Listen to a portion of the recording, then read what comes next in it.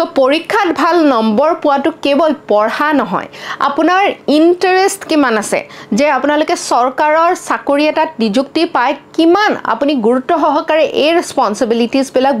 আপোনাৰ দায়িত্ব যিবিলাক আছে এইখিনি আপুনি কৰিবলৈ আপোনাৰ ইচ্ছুক আপুনি ইচ্ছুক হয়নে সেইবাবে গভৰ্ণমেণ্টে অলৰেডি কি কৰি আছে যিবিলাক এছএছ অফিচাৰ্ছ আইএছ অফিচাৰ্ছ আছে তেওঁলোকেনো কি কৰে